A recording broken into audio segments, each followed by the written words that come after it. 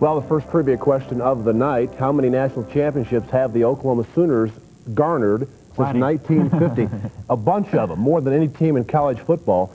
And I must say we looked the answer up, because I knew of at least 3, but I didn't know of the other ones. Actually, I have to give you credit. You did a pretty good job with this one. Thank you so much, Drew. I know that. You want to give them the answer? answer? You're going to gloat all the way through the show. 1950, they won a national championship. Then 55 and 56. That was under Bud Wilkinson, I believe. And then 3 under Barry Switzer, 74 and 75. Back to back, that was the Selman brothers and Joe Washington and crew. Pretty good team. You played against them both those years. And more recently, 1985. So 6 national titles since 1950. Not too bad. Well, a gorgeous afternoon Saturday in Columbia, Missouri. Iowa State and the Tigers. Now, Iowa State had been a good offensive team to date.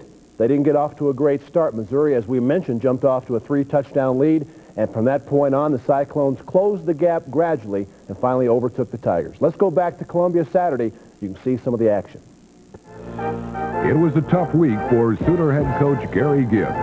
The day before his team's battle with Kansas State, the first-year coach suspended starting tailback Ike Lewis. With Mike Gaddis out with a knee injury, the Sooners were down to their third-team tailback. But as they say in Soonerland, OU doesn't rebuild, it reloads. And that was the case Saturday as freshman Duell Brewer ran wild against the Wildcats. K-State drew first blood before Brewer got on track. Patrick Jackson, a junior from Columbus, Ohio, gains 22 yards on the 4th play of the drive.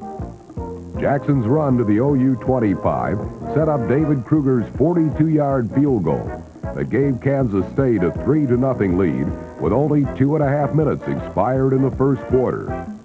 OU took the kickoff at its 20. Quarterback Steve Collins directed the Sooner attack downfield. 1st and 10 at K-State's 21.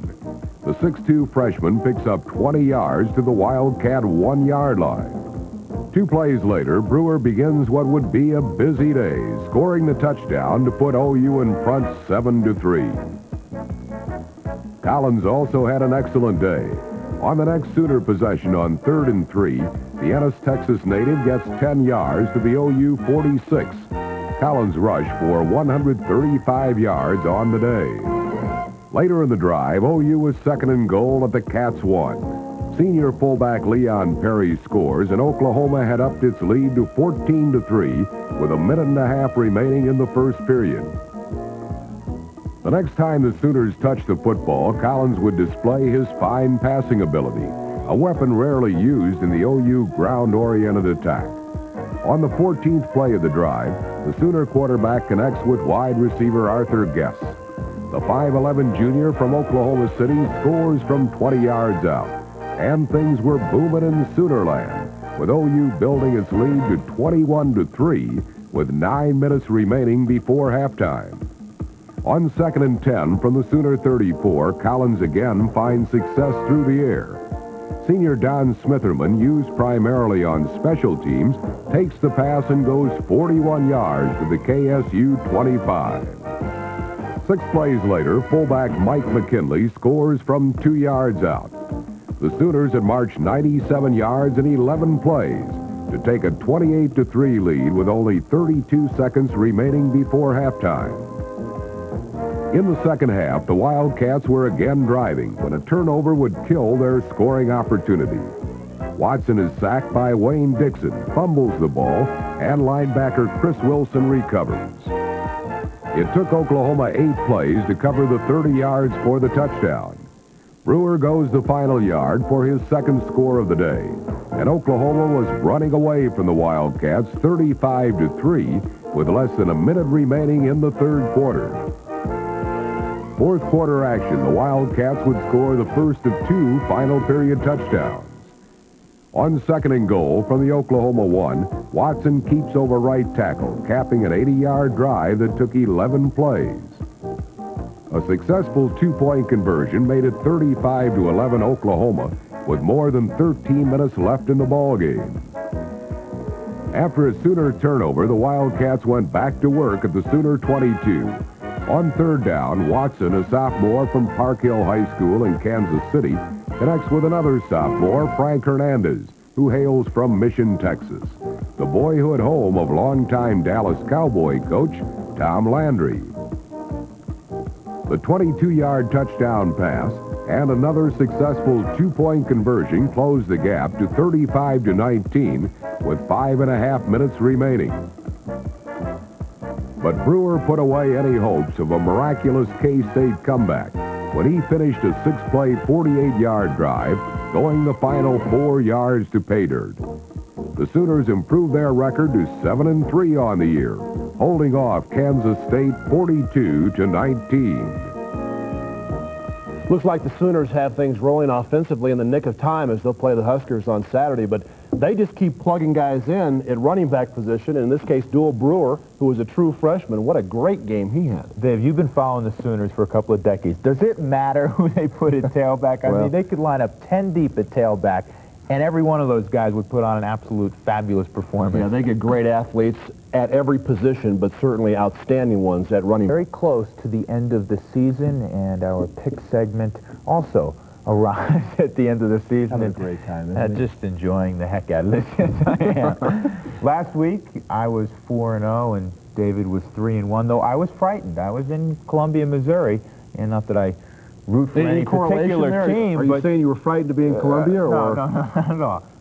But the team that I had picked was down 21-0. I had Iowa State, and Iowa State did come back. How many games? I'm 3 games down. You're now, as we look at the board, you are now 3 games behind with 1 week to play. But we have the bowl season. That's well, okay. But of the 4 weeks, of the 4 ball games this week, Dave, 3 pretty much toss-ups, perhaps. Well, maybe in your subjective opinion. I mean, you could go either way on 3 of the 4. Why don't we go ahead and start it out, see if I can make up a little bit of ground. All right. This week. Colorado travels to Manhattan, Kansas, and with all due respect, I'll take Colorado. To Bill Snyder. I like how I jump in front of him. Right, to Bill Snyder and the Kansas State crew, it would take a minor miracle for them to be able to defeat Colorado, and I too will take Colorado. So you will not make up a game there. See, I can dictate this. I could just pick every team you pick, and then you won't ever catch up. Are you through? No, yeah, all through. Iowa State at Oklahoma State. Cowboys coming off the loss to Colorado. Iowa State coming back and beating Missouri. I will let you have the choice. Iowa State at Oklahoma State. I just said that. I like... It's an hour show. I know. I like Jim Walden's team to come through again, this time on the road, and finish up 6-5 and hope that they get in a bowl game because they deserve it. If a team at 6-5 goes, I'd like to see the Cyclones in there. So would I, if in fact they do. I will take Oklahoma State at home, and hopefully I'll make up a game to boot. How about Kansas at Missouri? This is another pretty good ball game. Glenn Mason travels to Bob Stull, and it's been a rough year as they change offenses for both teams, and especially Bob Stull coming over, going from the wishbone. I will go with Missouri. The drama is killing me. You're taking the Missouri at home. Tough. I will take Missouri as well. Finally, Oklahoma at Nebraska. Big game. OU at Nebraska. That going here. Who do you like? I like Nebraska at home. Nebraska's a 10.5-point favorite. I like the Sooners in an upset, and that would be one certainly to beat them in Lincoln. That would be a tremendous upset. And we have arrived also at the end of our program for today. Good news for most. Good news for most. Okay. For Dave Logan, producer Sam Allen, and everybody else who partook in this program, I'm Drew Goodman. We will see you next week on the Big 8 Gridiron Report. The Big 8 Gridiron Report is brought to you by Toyota and your Northern Colorado Toyota dealers. Who could ask for anything more?